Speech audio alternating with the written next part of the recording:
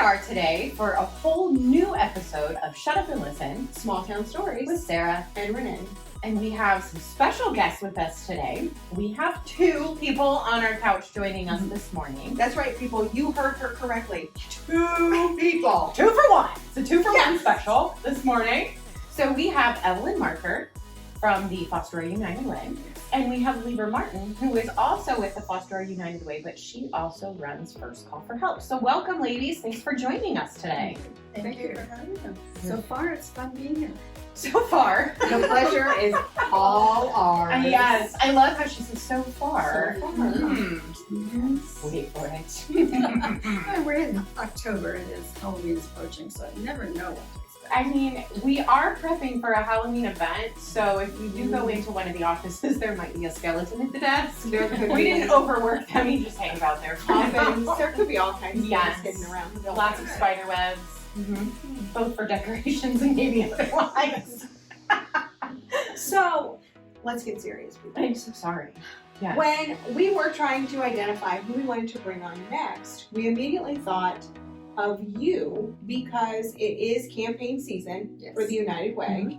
And we thought it would be timely to bring you on and have you talk about this year's campaign, maybe some little known information people may not realize about the United Way. And I believe this is a big year for the United Way. Oh, yes. So where do I start? Wherever you would like. Okay. So when I forget my train of thought, you'll prompt me. No Absolutely. So the campaign generally runs from October 1st to November 15th. We're a little behind this year. There's some extenuating circumstances. So it's probably going to run at least to November. And of course, every year we accept donations all the way into the next year. So that's not a problem. We have 15 agencies that we're funding. New this year is Getting Ahead is a new agency.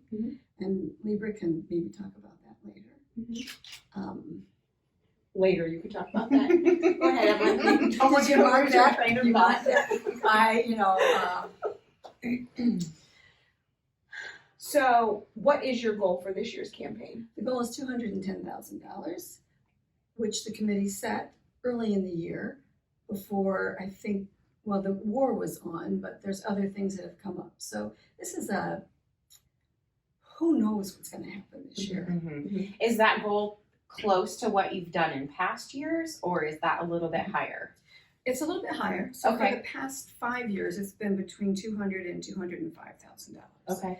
So we thought, anniversary will pump it up a little bit. And what anniversary is this? 65th. Okay. And while we're talking about the anniversary, I've had the opportunity to go through some of our old records, including we have our minutes from before it was United, before it was even formed. So I have the original letters that were sent out to the corporations asking them if they would participate. Okay. So I learned a couple things that I think are interesting. One is that they wanted to have what Hancock County had, because Hancock County had their own United Fund, and so they patterned after Hancock County. The other thing is that it was a group of community leaders, men of course, in 1956, who went through the chamber and formed a committee through the chamber to start the United Way. So, thank you, Chamber, for all that you've done for us. No problem. Happy to help. No, that's very interesting. We thought that was interesting. Yeah. I think it is important to note, and you can correct me if I'm wrong, but I don't think I'm wrong, that all the money raised for the campaign stays in Fostoria. Absolutely. A+ for you. Thank you. That's a message we try to get out every year. It's not always, doesn't always get there, but yes, all the money stays in here. And this is just Fostoria. So the money we raise is used in Fostoria. People from Hancock County, Seneca County, Wood County, they don't provide any support for us. Now they do have some services, but in general, we're your United Way from Fostoria. So if someone wanted to participate in the campaign or learn more or get involved, what would they need to do? So I would send them to probably just calling us, old-fashioned calling us. Okay. 435-4484. Okay. Okay. So that's the Or best way to email. get in touch. Email. We Okay. have an admin at United Way, uwfostoria.org. Okay. And that's how they can reach you and find out. So very good. Very good. Anything else about the campaign that you would like the community to know, or the United Way, that you think maybe if you had 1 to 2 pieces of information that you want to get out there, what would it be? Okay, so there are 3 things I say that United Way does in Fostoria. Now, all United Ways are a little different. But Sarah only asked you for 1 or 2. I was gonna let you slide. You're breaking the I'm rules. gonna go easy on her and give her 3. We're gonna allow it, but rule breaker. Wow. You gotta watch her. She's the rebel. Okay, so, where did you, the 3 things the that you most say the important thing United we Yes. do is the campaign, and we fund the partners. Okay. So that's hugely important, and that's our reason for existence. Another thing that we do is we have grants. We're able to have money from another foundation that provides money for grants, and these grants are social service projects. Hopefully, they're innovative. They're startup money. For instance, let's come back to you guys again. For instance, these grants have been around since 1998. One of the things we started up was, or we didn't start it, but we contributed to the farmers market when they started. We gave them a grant for about $1,000 for marketing and public relations. So from them and then all the way up to, again, we use the STEM camps Yep. at the Learning Center. Fund the summer camps this year. Yes. So kids could come at actually little to no cost at all, thanks to the United Way. Very happy to do that. Very happy to get things started and give people a chance to do something innovative, because usually nonprofits are so strapped for cash, they don't have that extra money to donate or to invest in that sort of thing. So that's 2, grants are 2, and 3, I'll finish. We kind of keep an eye on what the needs are in the community. And we do that partly through an interagency group that meets 4 times a year. We do it largely through First Call for Help, because Libra's on the front line and finds out what those issues are.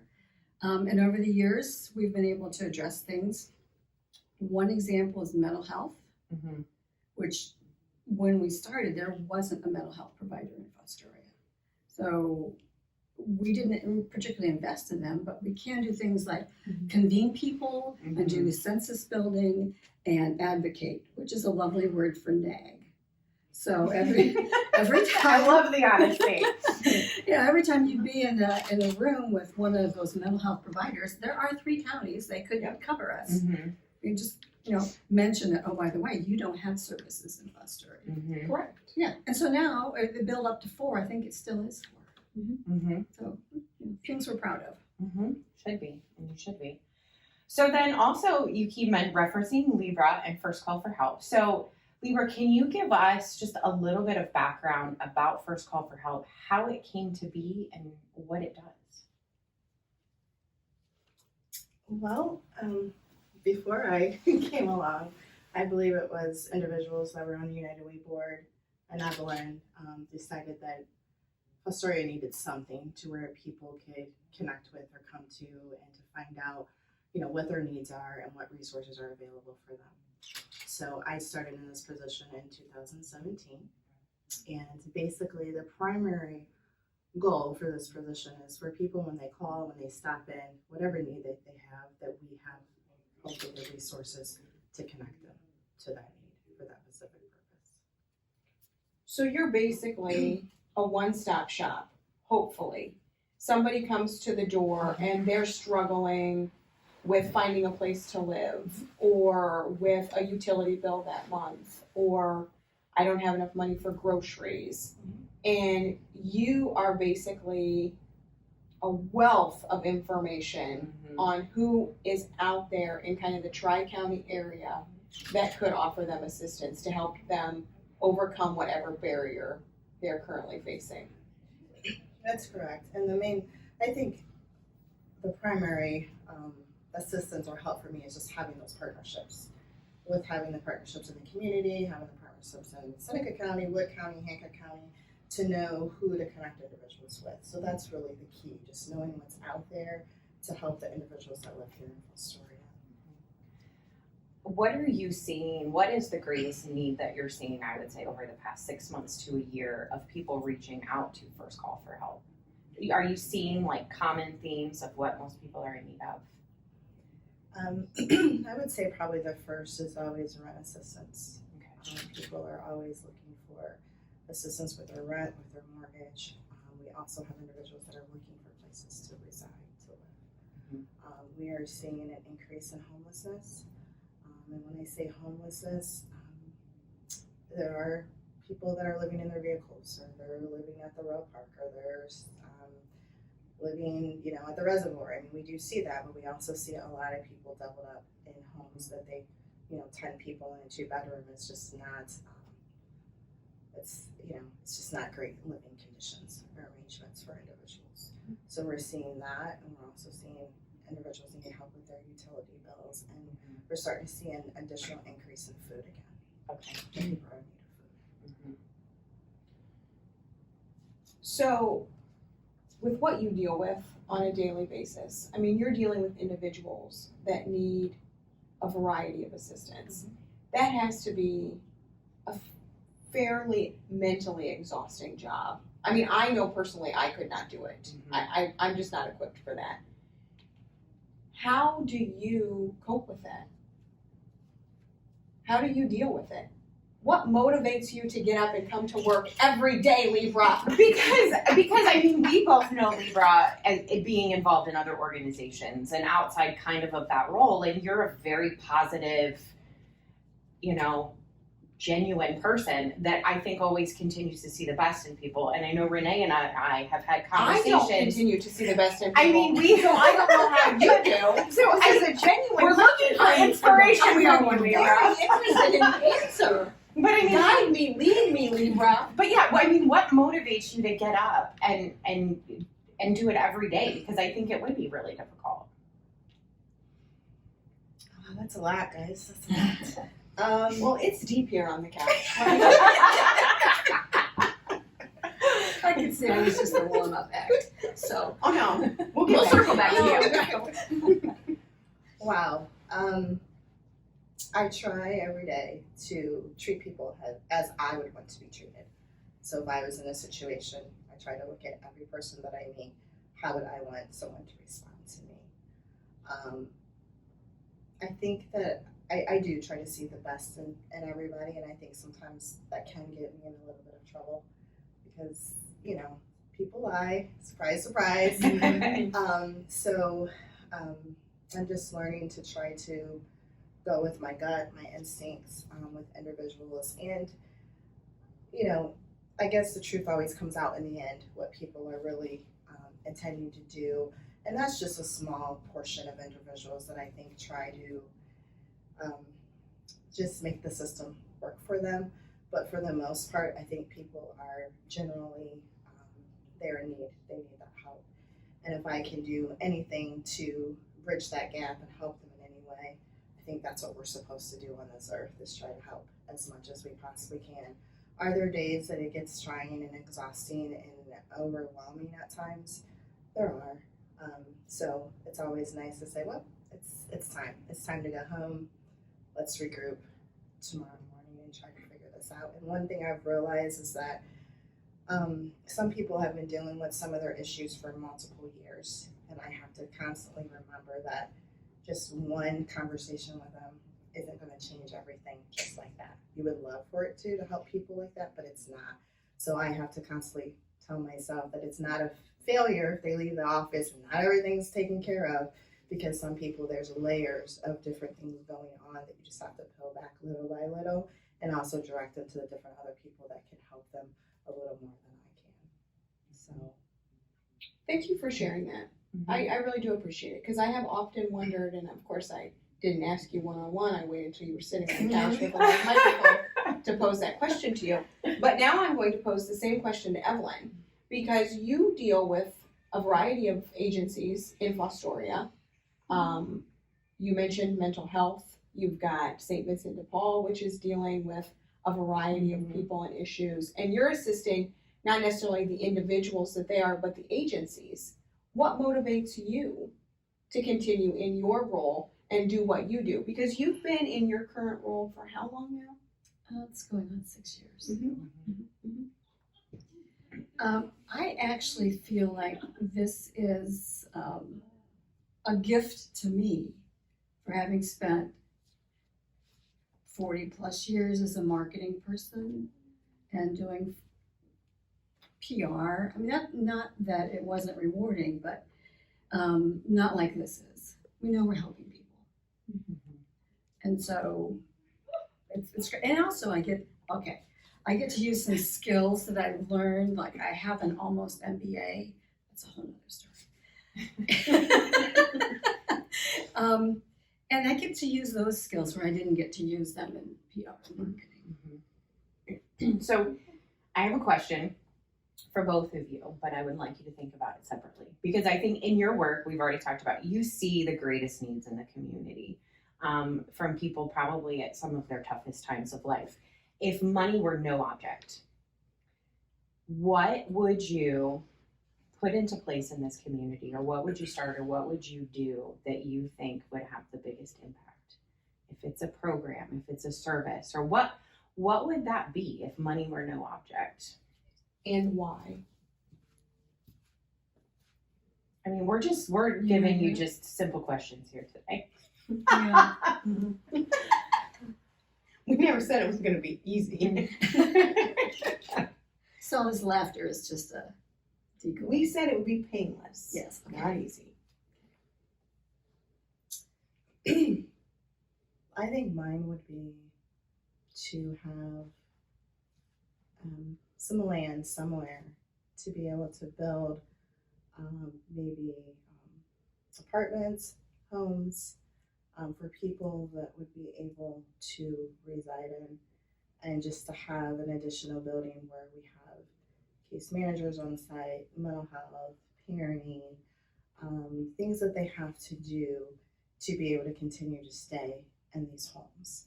It's just not something that would be, well, here you go, it's a free house, you know, but something to where they would be working toward their own things. Because people, when they work toward things, they have investment in it, and they seem to cherish it a little bit more. And I always try to tell the individuals I work with, we're a team. I'm not doing the work for you, I'm going to help you, but we have to do this together. And I think something like that in the community, where people working toward having a home for them and for themselves as well as their children. Because I look at, when I see some of these individuals, it's not just their lives that's being affected, it's their children's lives being affected, grandchildren's lives being affected, which is affecting our whole community. Evelyn? That's an excellent answer. You can't steal hers. Well, can I just say yes, that's an excellent answer. It is. Because when the first thing that hit me when you said that, and it may not be the right answer, and if I thought about this overnight, which is, I usually tend to do that, but off the top of my head, Sarah, my thought was, I don't want to have unlimited funds. Because I've seen that happen in areas where they just have, they have money, it doesn't cure anything.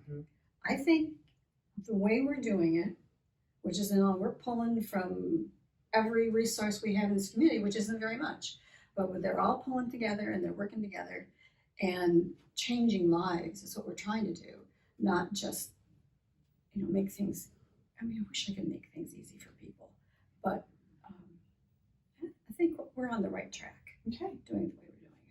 But if somebody wants to give us money, I'm okay with that. Yes. No, I understand where you're coming from, though. I do. So you referenced Getting Ahead earlier, and that's a new agency. Can you explain what that is? I'm going to turn that over to Libra because that's her baby. I look at Getting Ahead as just what it says is people getting ahead really in their lives. It's really about coming to a class and learning, what mindsets have you used in the past, and how can those mindsets maybe be not necessarily changed, but just maybe seeing things from a different view. And also it helps people to kind of understand what's their support system, community, emotional support. How do you regulate your emotions? And also letting individuals understand that if you make a choice, there's always a consequence behind that choice. It could be a good one or it could be a bad one. And if it's not the greatest one, then how do you turn that around? What supports do you have to help you and guide you? What community supports that are here in Fostoria that can actually help? We have Habitat for Humanity to come into the class, Job and Family Services to come in, and just kind of let people know these resources are available for you. And they learn about financing, they learn about budgeting, and just they become a system of connection in the class together. I was in one of the classes and one of the ladies was dealing with domestic violence, and it was just amazing how all the other classmates were saying, you're better than this, you can do this, you can overcome this, you don't deserve that. And honestly, I left there in tears because I just couldn't believe how people can help people. They don't need necessarily someone with a degree, not to say that they're not important or valuable, but they were actually helping each other in this class, and I thought that was great. And so after they complete getting ahead, which is part 1, they can go on to staying ahead, which is part 2, that just kind of just goes further into the text a little bit deeper because I have a little bit more time. And then we also basically invited a mentor to be a part, to walk alongside them if they choose to have that. It's just a choice. I have to say, the Getting Ahead program operates out of the Learning Center. So every week we see these individuals. And you are absolutely correct. They were just here yesterday. And I happened to be walking out the door for a meeting, and there were 3 ladies, and they were checking to make sure everybody had a way to get home. They were checking to make sure a couple of them were getting together outside of the classroom. Do you need me to pick you up? One of them, are you okay on, and it was a specific kind of grocery. And I just thought, isn't this sweet? And this class they haven't been going that long, have they? Second week. So, they're already creating those bonds. And they start coming earlier and earlier so they can talk to each other. Yes. Yeah, And I do see that. It really is something to witness. It really is.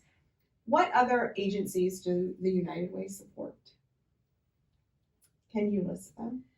So our legacy, Well, well, that was such a deep sigh. I'm really sorry. You were like afraid to ask. You're like, your website. Petite, I'm so sorry. It's it's like like a I pop have to quiz. do this from memory. It's like naming your 15 children. I'm going to miss one of them, or 2 or 3. We'll see how we can help. Okay. Okay, so I'm thinking our legacies and our Boy Scouts, Girl Scouts, which are having a revival of sorts, both of them, the YMCA and Red Cross. But they've been our agencies for 65 years. And Red Cross, all we do is we fund their disaster relief efforts in Fostoria. Okay. So I don't know why Patchworks came to top of mind, which is a supervised visitation for families in crisis. I'm trying to go alphabetically and I'm not getting there. Fostoria Habitat, Fostoria Learning Center, Fostoria Senior Citizen Center, St. Vincent de Paul, SCAT. Oh, First call for help. How many do I need? You're at 11. Isn't Hope? Oh yeah, Hope and Hope. Getting Ahead. Yes, Getting Hope Ahead. is when we'll start, as well as Getting Ahead. I'm missing 2. Did Fact. we say fact? Yeah, fact. Fact. Very good, very good. I'm trying to go around I'm going the around campaign at the- kickoff. Yeah. We're missing one. Not that they're not important. We'll get there. You can say it, Libra. Oh, Daybreak. Daybreak. Got it. Yes. Daybreak, Okay, so Good that's- Shepherd. That's all 15. Yes. See, you did great. That was a team effort here. You did great.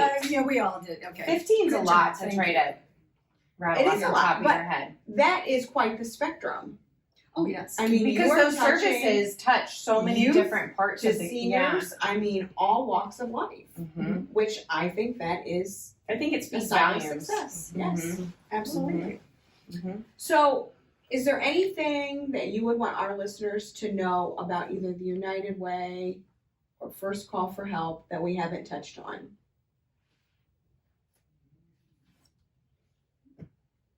If not, Oh, all right. I do Go have ahead. one thing. So we have those 3 things famously. And we're touching on a new area, which is coordinating volunteers. Now, I know there are a lot of Okay. places in the community that do volunteering and whatever, and those kinds of projects for the community. But it is a United Way worldwide thing, that coordinating volunteers for special projects, matching them up with their projects. So this year we did, Libra was coordinating this and did a couple projects, one with the reading libraries, the lending libraries that the Kiwanis do, and the other was with Habitat. So just to get things started, and then hopefully we'll build on that.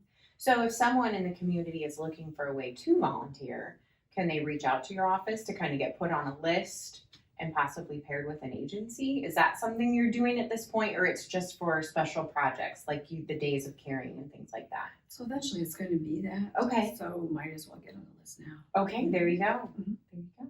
Okay, very nice. Renee is ready. She's ready for how she always likes to end every session. Libra looks afraid.